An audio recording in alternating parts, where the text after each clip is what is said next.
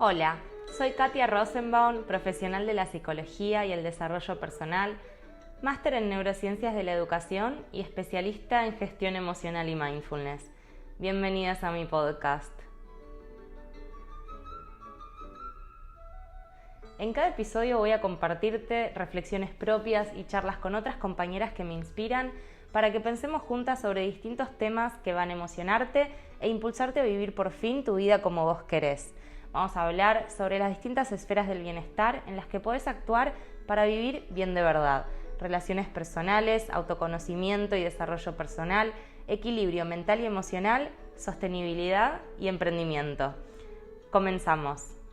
Bueno, bienvenidas y bienvenidos a la tercera entrevista de esta primera temporada de mi podcast. Hoy traigo una invitada diferente porque, bueno, con María aún no nos conocíamos y yo esta vez quería invitar para esta entrevista a alguien que fuera referente, alguien con cierto recorrido, que pueda darnos una nueva mirada sobre estos temas que vamos a estar charlando hoy. Y bueno, fui investigando un poco, que me crucé con el Instagram de María Ros. Empecé a chusmear su contenido, me encantó y estuve ahí durante varios días mirando todo lo que ella iba compartiendo tan didácticamente y finalmente me animé a escribirle y desde mi humilde montañita, como me gusta decir, bueno, temiendo que quizás María no pudiera disponer del tiempo, enseguida recibí una respuesta positiva con muchísima apertura y cariño y supe que había conectado con la persona correcta.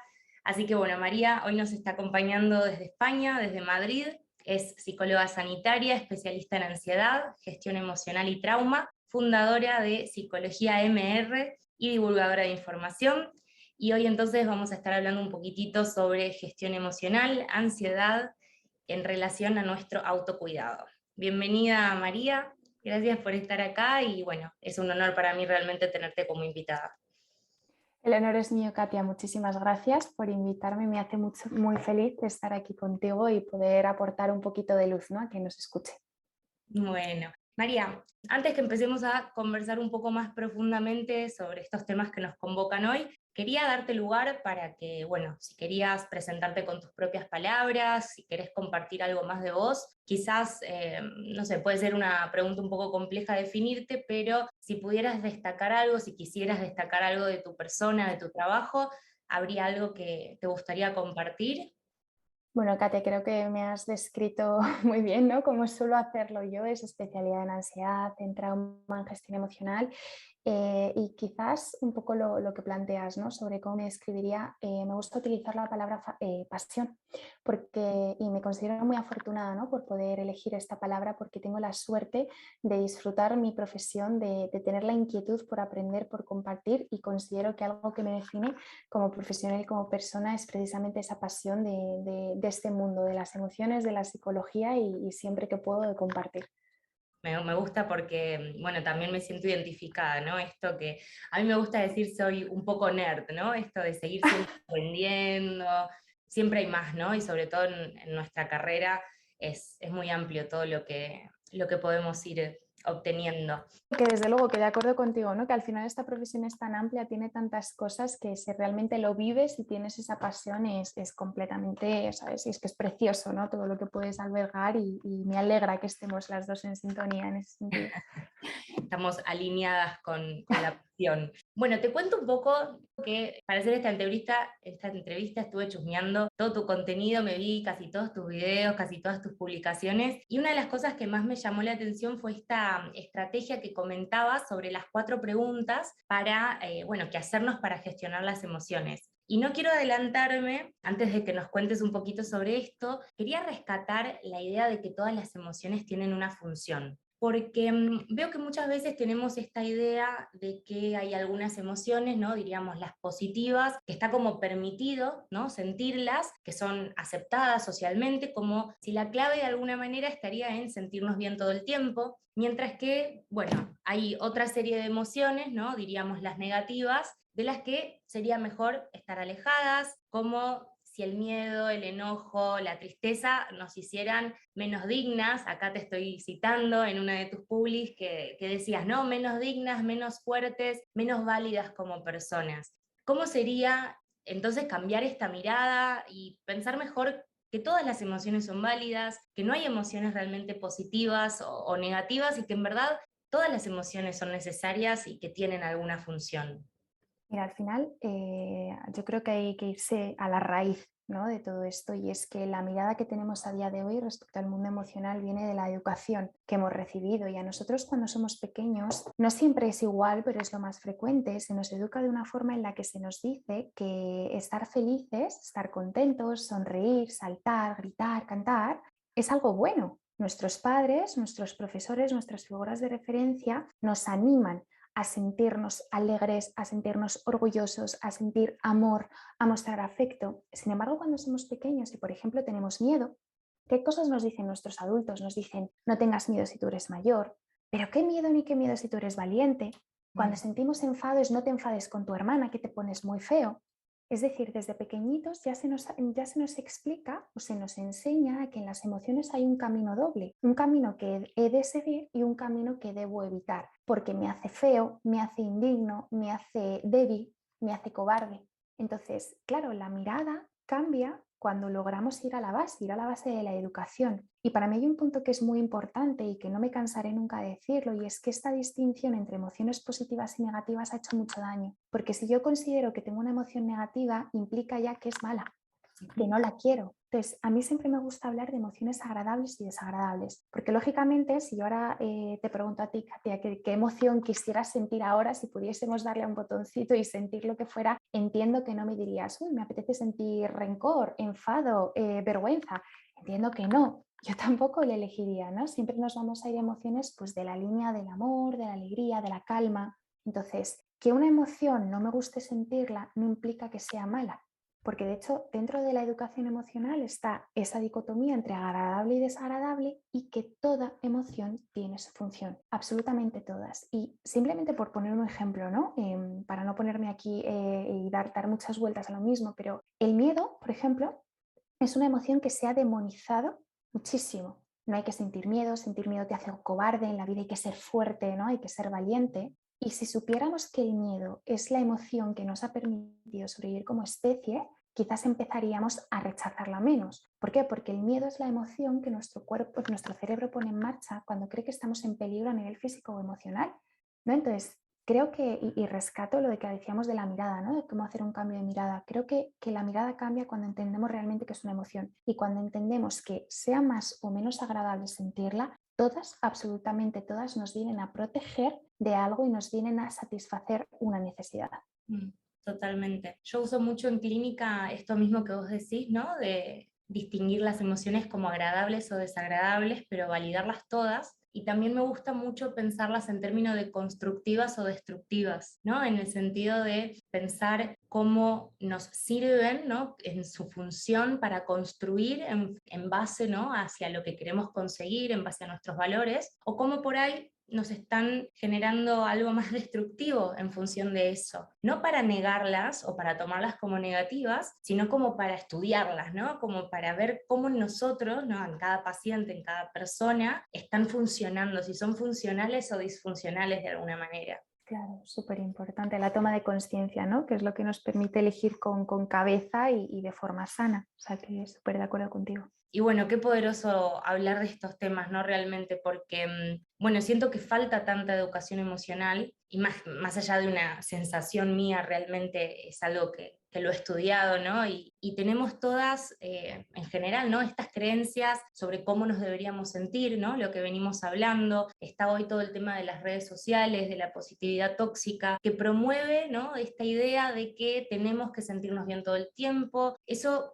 creo que nos da una frustración muy grande, ¿no? Tan grande que muchas veces nos da esta sensación de que no deberíamos sentirnos como nos estamos sintiendo. Y esta idea rechazada de permitirnos experimentar el abanico normal de todas las emociones normales que sentimos los seres humanos, ¿no? Esto que decís de que el miedo también, ¿no? Tiene una función en el ejemplo que estabas poniendo. Al final, ¿no? Permitirnos sentir lo que aparezca sin juzgarlo, de una manera un poco más mindful. Quería preguntarte, ¿no? ¿Qué consecuencias pensás que tiene el no dejarnos sentir lo que venga, ¿no? El limitarnos de esa manera, o cómo crees, digamos, que esto nos bloquea para gestionar más efectivamente nuestras emociones? Claro, pues al final parte de ese desconocimiento, ¿no? Si yo niego una parte de mí, si yo considero que hay emociones que yo siento que son malas y de las que yo me tengo que alejar, al final esa negación me lleva a un desconocimiento y el desconocimiento lo que provoca es que cuando yo siento esa emoción no me sé regular porque no la conozco, porque lo único que sé es que yo no debo sentirla. Entonces, ¿qué pasa? Que aquí se provocan, se generan dos consecuencias muy dolorosas. Por un lado está la vulnerabilidad y por otro lado está la frustración. La vulnerabilidad en el sentido de que como yo no conozco la emoción, como yo no sé cómo funciona, por ejemplo, el miedo, cómo funciona la rabia o la ira, entonces cuando yo las siento y es sano que aparezcan porque me están protegiendo de X cosa, yo no sé regularla. Entonces me genera una posición o me sitúa en una posición muy vulnerable porque probablemente yo responda mal hacia afuera, bien por exceso, bien por defecto. ¿No? Y luego está esa parte de la frustración y es que este positivismo tan tóxico, estas redes sociales de que siempre tenemos que estar contentos, que no hay que tirar la toalla, que la vida es preciosa, es maravillosa, lo que provoca es que idealizamos la vida y creemos que solo es vida cuando estamos extremadamente felices. Entonces, cuando no estamos así, creemos que no estamos bien, creemos que no disfrutamos la vida y sin embargo la vida se disfruta de muchas maneras. La vida son una gama emocional muy grande, ¿no? Entonces, el problema de esta frustración, el problema de esta idealización es que al final nos queda una sensación de vacío muy grande que parece que solo se llena si estamos extremadamente contentos. ¿No? Entonces, creo que son los dos puntos más complicados porque al final acabamos siendo nuestros propios enemigos y no sabemos funcionar en la vida, ¿no? Y nos perdemos muchas cosas por creer que no estamos sintiendo lo que deberíamos. Entonces, yo un mensaje que siempre suelo lanzar es no importa, o sea, lo que importa no es lo que deberías sentir, sino lo que estás sintiendo. Me gusta esa frase, ¿no? Como permitirte estar con lo que sea que esté pasando es lo que te permite estar en el momento, conectar con eso y desde ahí tomar decisiones, tener tus aprendizajes, sobre todo esto, ¿no? Tomar decisiones también, elegir qué querés, qué no querés. Tan importante, ¿no? En general, digamos, el autoconocimiento en esto. Ya ampliaríamos y nos quedaríamos charlando. Te preguntaría tantas cosas. Por ahora quisiera que pasemos a hablar un poco de algunas estrategias para gestionar más concretamente las emociones, porque al final creo que además un poco de toda la teoría y de todo lo que estamos charlando, por ahí las oyentes que están del otro lado quieren buscar aprender herramientas concretas, ¿no? Como para gestionarse y cuando aparecen estas emociones, ¿no? Tener ideas para no reprimirlas y para permitirse sentirlas justamente, pudiendo aprender un poco más cómo regularse. ¿Nos contás un poco más esto que te preguntaba antes de las 4 preguntas que podemos hacernos como para gestionarnos? Quizás también cuándo sería útil utilizar esta estrategia. Sí que me gustaría contextualizar que esto de las 4 preguntas hay que saber precisamente, como bien decías, cuándo, ¿no? En qué situación ponerlo en marcha, porque no tiene nada que ver buscar regularme en una situación de un ataque de pánico, por ejemplo, que el pico de la emoción es muy, muy elevado, que regularme en, pues a lo mejor una conversación con mi pareja en la que estoy interpretando que eso que me dice pues no me gusta y me está quizás llevando más a la línea del enfado, ¿no? Entonces hay que saber en qué momentos emocionales se pueden utilizar estas 4 preguntas. Y yo quizás recomendaría que se hiciese cuando la intensidad de la emoción no es extremadamente alta, es decir, por ejemplo, un ataque de pánico no serviría, ¿vale? Esto que voy a plantear. Entonces, fíjate, estas 4 preguntas es un esquema que yo suelo plantear siempre a mis pacientes o a mis alumnos cuando doy talleres, porque creo que de alguna manera aportan la luz que uno necesita cuando está sintiendo una emoción de las desagradables, ¿vale? Porque contextualicemos que cuando uno se siente bien no quiere buscar regulación porque precisamente lo ve como algo positivo, ¿no? Entonces, antes de empezar con estas 4 preguntas, lo que siempre recomiendo es que paremos, ¿no? Es decir, que nos permitamos observar, que nos permitamos dar valor a lo que estamos sintiendo, porque para poder solucionar algo hay que conocer primero ese algo. Yo no puedo solucionar algo que desconozco. Entonces, el primer paso siempre, absolutamente siempre, es parar. Entonces, aquí es cuando empiezan esas 4 preguntas, ¿no? La primera pregunta es: ¿qué estoy sintiendo? Y esto parece un poco tontería, pero en absoluto lo es. Solemos categorizar o etiquetar lo que sentimos en bien, mal, me gusta, no me gusta. Cuando alguien nos pregunta, ¿qué tal María? ¿Cómo estás? ¿Qué tal Katia? ¿Cómo estás? Bien. ¿Pero qué es bien? No tiene nada que ver sentir orgullo con sentir felicidad, con sentir calma, ¿no? Entonces, el aprender a etiquetar la emoción, aprender a etiquetar lo que sentimos nos permite realmente entrar un poco en esa riqueza del mundo interior, que no solo es me siento bien, me siento mal, sino realmente dar un poco en la diana. La segunda pregunta es: ¿dónde lo siento? Y cuando digo dónde lo siento me refiero a ubicarlo en el cuerpo. ¿Por qué? Porque las emociones son una respuesta psicofisiológica, es decir, implica el cuerpo. Toda emoción y esto yo creo que lo vemos mucho con nuestros pacientes, ¿no, Katia? El cuerpo siempre responde. Es verdad que hay respuestas o sensaciones físicas que son más frecuentes, pero cada uno al final lo vivimos de una manera, ¿no? Entonces, cuando yo aquí me hago la pregunta de dónde lo siento, me ayuda a darme cuenta de que la emoción no es un concepto intangible, un concepto que solo vaya como a lo sentimental, sino que realmente es que implica muchos palos, ¿no? Y normalmente cuando vemos que ataca el cuerpo, le solemos dar valor porque lo vemos más palpable. Entonces, el ubicarlo en el cuerpo nos permite darle ese valor y también de alguna manera sentir que estamos un poco por encima de esa sensación, ¿no? Porque sé dónde está, sé lo que estoy sintiendo, entonces a partir de aquí lo puedo manejar. La tercera pregunta es si esta emoción hablara, ¿qué me diría? Más que nada, pues para tratar de buscar ese origen, ¿no? De esto a santo de qué viene, por qué de pronto yo siento enfado, por qué de pronto yo siento miedo, qué es lo que me está queriendo decir, ¿no? Por qué se ha desatado esa respuesta en mi cuerpo. Y una vez yo he entendido qué es lo que siento, dónde lo siento y por qué lo siento, es cuando viene la cuarta y última pregunta, que es ¿qué necesito? Porque si yo, por ejemplo, entiendo que este enfado viene de que mi pareja ha hecho un comentario que me ha parecido ofensivo, a lo mejor me doy cuenta de que lo que necesito no es pegarle un grito y enfadarme todavía más, sino que es decirle, oye, es que no me ha gustado este tono que tú has utilizado conmigo, me he sentido atacada. Entonces, ¿qué siento? ¿Dónde lo siento? ¿Qué me diría la emoción si hablara? Y cuando sé todo esto es qué puedo hacer, qué necesito. Me encanta. Que me parece una estrategia súper, súper práctica y de alguna forma fácil de recordar, ¿no? Como muy intuitiva a medida que la vamos implementando. Incluso yo pensaba, ¿no? Podemos tener las preguntas escritas en el celu y al momento en el que nos estamos sintiendo un poco desbordadas o que empieza a aparecer una emoción que decimos, che, ¿qué está pasando? ¿Qué estoy sintiendo? Bueno, recurrir a la nota en el celu, ir leyendo una por una las preguntas, incluso escribirlas, ¿no? La escritura es una gran herramienta terapéutica. Así que bueno, sobre esto me parece fundamental lo que estás comentando entre esta distinción de lo que podemos hacer, de la gestión que podemos hacer en el momento en el que estamos por ahí en el pico, ¿no? De una emoción, de los momentos en los que por ahí estamos en la parte más baja de la curva, ¿no? Cuando recién está apareciendo o, bueno, luego de cierto desborde emocional. Entonces, bueno, también, por ejemplo, cuando sabemos que tenemos que enfrentar alguna situación que nos provoca ansiedad, pero no estamos todavía inmersos en esa situación. Entonces, ¿nos contás un poco más esta diferencia entre estos dos momentos, estos dos momentos de la experiencia emocional, alguna estrategia diferente que podamos pensar en estos distintos momentos de la curva? Mm. A mí me gusta hablar de un concepto que utilizamos mucho que aquí en España, no sé, Katia, si vosotros ahí en Argentina lo contempláis, y es este concepto de la ventana de tolerancia y es un poco las dosis de emoción que yo puedo llegar a tolerar y puedo llegar a gestionar de forma sana, ¿no? Adaptativa, que como bien decías antes, utilizabas esa palabra, ¿no? Y es que mi ventana de tolerancia es como si fuera un vaso, ¿no? Entonces mi vaso aguanta una cantidad de líquido, una cantidad de agua. En el momento en el que pongo más cantidad de la que ese vaso aguanta, yo me desbordo. Pues digamos que nuestra ventana de tolerancia emocional funciona como un vaso, ¿no? Entonces, para mi gusto hay la posibilidad de gestionarnos de dos maneras. Uno, cuando esa ventana de tolerancia está en un rango aceptable o cuando yo me he desbordado. Cuando yo me he desbordado, lo que implica es que mi emoción me ha atrapado.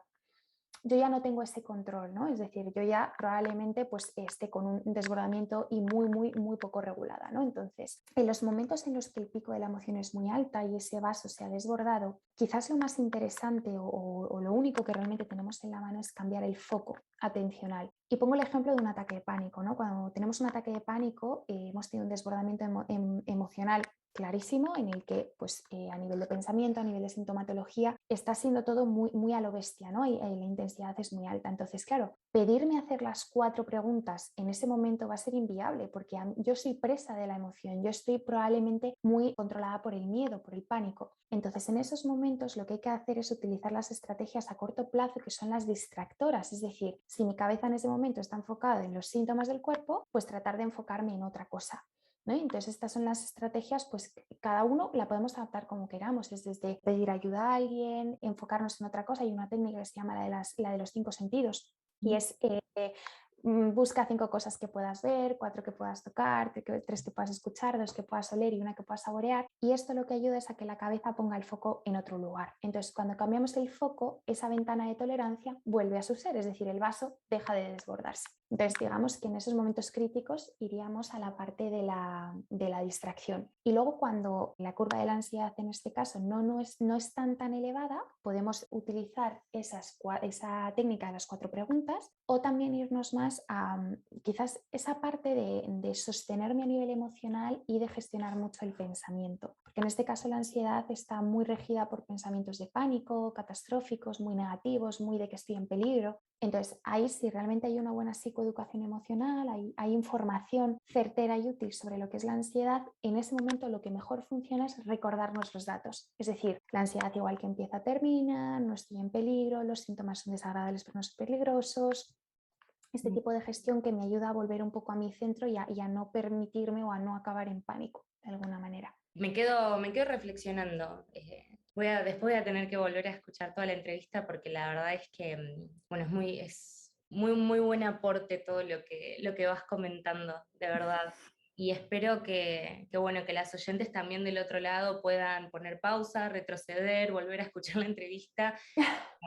No, sí, de verdad, porque de verdad como para ir realmente capitalizando, ¿no? Todo lo que estás compartiendo. Y bueno, aunque estamos ya de a poco llegando al final de la entrevista, no quería que dejemos de hablar un poco de esto que estás trayendo de la ansiedad, de toda la sintomatología que trae, y que al final es un tema de altísima demanda, ¿no? En consulta. Y bueno, una de las cosas que me llamaban la atención en tus publicaciones era el tema de la detección temprana, ¿no? Justamente como estás diciendo, cuando ya estamos con el vaso de tolerancia, con la ventana de tolerancia y el vaso ya lleno y que se está desbordando, es muy difícil recurrir a estrategias un poco más elaboradas y son momentos en los cuales, bueno, traer estrategias de distracción termina siendo lo más útil, pero siempre después debemos recurrir a las otras. Entonces la detección temprana por ahí es lo que nos permite, ¿no? Anticiparnos a eso y estar, bueno, en la parte baja de la curva. Entonces, ¿qué podrías decirnos sobre cómo darnos cuenta tempranamente de que la ansiedad, por ejemplo, está apareciendo? ¿Y qué dirías en tus palabras, bueno, que está viniendo a decirnos esta emoción?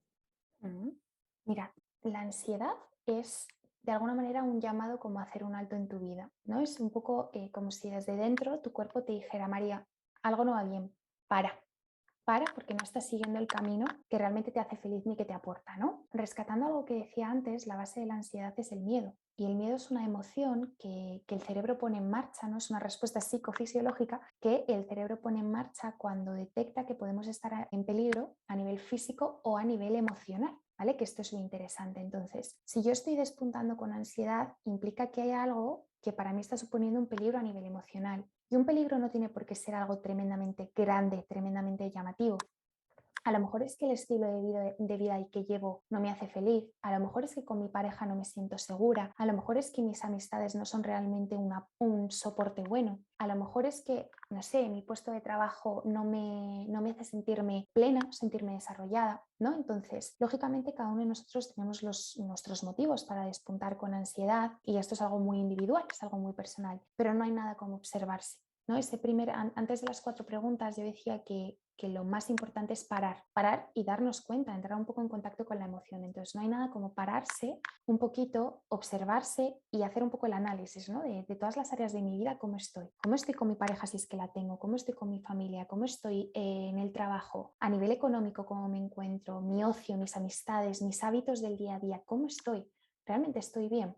Porque de hacer esa reflexión sacamos muchos datos, ¿no? Y por supuesto que si vemos que estamos limitados, tratar de alguna manera perder un poco ese miedo a pedir ayuda, ¿no? Porque por desgracia es algo que yo creo que está cambiando a día de hoy, ¿no? Pero por desgracia se suele ver mucho que el acudir a terapia, que el pedir ayuda a un profesional o al menos un poco plantear ciertas dudas, está visto como que podemos ser personas débiles, personas cobardes, personas que no estamos bien, pero yo lo digo aquí, más del 90% de las personas que vienen a terapia, que vienen a consulta, y de las personas que me hacen preguntas a través de redes sociales, en el área personal, tienen ansiedad de alguna de sus formas. Yo misma lo he sentido. Entonces, que empecemos a normalizar que la ansiedad es algo natural, es algo que surge y es algo que puede tener solución. Y un tip, ¿no? que podría dar de cara a cómo saber si estoy teniendo niveles de ansiedad quizás que me puedan empezar a limitar, es que la ansiedad es exceso de futuro. La ansiedad es la cabeza yendo más rápido que la vida. Son esos, ¿y si pasa esto? ¿Y si pasa lo otro? ¿O y si no pasa? son ese plantearnos escenarios a futuro que son negativos, que son catastróficos. Entonces, si vemos que estamos así, como con muchas preocupaciones, como siempre adelantados, quizás pueda ser un signo de que estamos teniendo ansiedad. Mm. Ok. ¿Y alguna idea adicional sobre cómo gestionar la ansiedad específicamente? Pero realmente para mí siempre la base es tener información útil y certera, ¿no? Por desgracia en redes sociales, en internet hay información muy falsa sobre la ansiedad, datos que imagino que tú lo habrás visto mil veces, ¿no? Datos que no son ciertos sobre la ansiedad, sobre cómo se regula, esta palabra control que a mí es que me pone negra porque la ansiedad no se puede controlar, ¿no? Entonces el primer punto para aprender a regular la ansiedad es realmente acudir a aquella información que es cierta, que está expresada por un profesional porque realmente te van a decir lo que hay, ¿no? Y cuando uno tiene la información correcta, tiene la información adecuada, es cuando tiene que hacer dos cosas, ¿no? O sea, la intervención siempre se hace de dos maneras. Uno, tratar de encontrar el foco, el origen de por qué yo estoy teniendo ansiedad, esa recapitulación que hacía de las áreas vitales, ¿no? Que comentaba hace unos instantes. Y luego la parte de qué estrategias me ayudan a mí. Teniendo en cuenta, ¿no? También lo que comentábamos antes, si la curva de la ansiedad es muy elevada, distráete y cuando bajes a tu vaso, cuando bajes a la ventana de tolerancia, trata de buscar ese relacionarte con tu emoción, ver qué necesita, ver qué cambios puedes hacer. Y por supuesto, esto yo creo que ninguna de las dos nos cansaremos de decirlo, y es que menos tips y más terapia. Sí. Es tan importante, ¿no?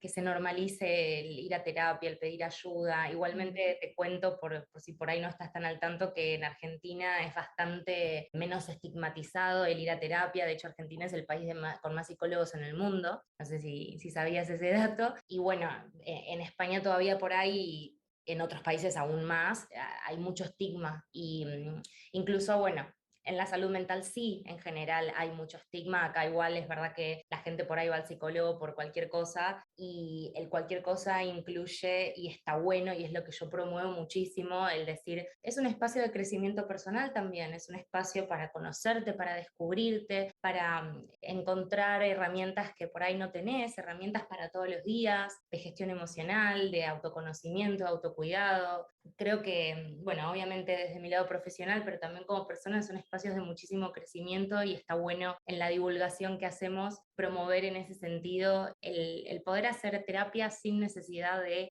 decir tengo un problema, estoy mal, necesito ayuda, y que realmente muchas personas puedan tomarlo como un espacio de autodescubrimiento y desde ese lugar y de crecimiento interior, ¿no? Así que bueno, ahora sí, como para ir cerrando, me gusta decir que si la mente se fue por ahí, si está divagando por algún lado, que muchas veces cuando escuchamos podcast, ¿no? Está a full el tema del multitasking, hacemos mil cosas a la vez, y que por favor que vuelvas con nosotras. Voy a pedirte que frenes un minuto, un segundo, que traigas tu atención acá a nuestras voces, a María, que la aprovechemos, que la tenemos acá como invitada, y vamos a retar entonces nuestra narrativa, nuestra manera de estar presentes y conscientes en el mundo. Si estás haciendo otra cosa, entonces frená, podés cerrar los ojos y tomarte unos minutos para escuchar full consciente, y darle la palabra entonces, María, darte la palabra a vos, para que nos dejes quizás alguna pregunta, alguna frase, alguna idea, que abramos nuestra mente hacia aprender a relacionarnos con nuestras emociones de una manera más amable, más compasiva. Algo que podrías decirnos así como a modo de reflexión final. Quizás diría que las emociones son el manual de instrucciones para la vida y que muchas veces buscamos respuestas fuera que las tenemos dentro. Solo hace falta parar, escuchar y saber mirar adentro. Mm. Qué lindo, qué lindo eso, qué bueno. Bueno, María, agradecerte enormemente por estar acá, todo lo que nos dejaste. Estoy muy contenta de haberte escrito y bueno, de que hayas aceptado. Así que para cerrar, sí, contanos un poquitito sobre cómo trabajas vos específicamente, cuáles son tus espacios. Comentabas antes algo de que dabas talleres también, y cómo pueden conectar con vos las oyentes que del otro lado quieran seguir en contacto.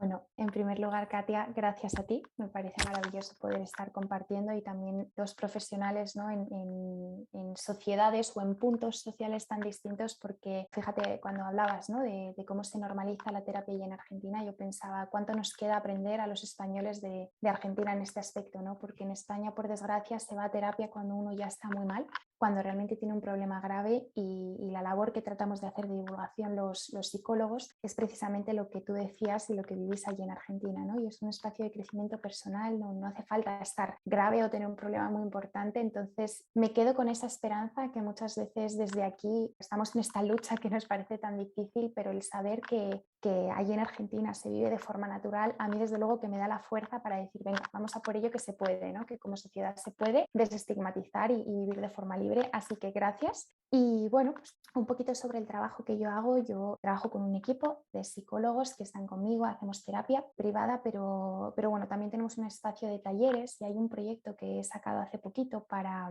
bueno, pues para tratar de dar ayuda a personas que quizás no tienen los recursos económicos para costearse una terapia privada y es una comunidad de compartir, una comunidad en la que todas las semanas hay material terapéutico, un taller por semana, encuentros terapéuticos, ¿no? Y bueno, es un espacio que de alguna manera creo por esa pasión de la que hablaba al principio y por ese bajar un poco a la tierra y darnos cuenta de que hoy día hay muchísimas necesidades, hay mucha gente pasándolo mal, que al menos aquí en España no se pueden costear un proceso terapéutico y es mi manera de decir que sí se puede, que los profesionales que tratamos de divulgar también queremos ayudar y estamos presentes y bueno, esto es un poco el trabajo que hago, la forma de contactar conmigo, página web es www.psicologiamr.com, en Instagram soy @psicologiamr y ahí pues tenemos todos los datos y si alguien necesita o quiere contactar conmigo, feliz de que lo hagan.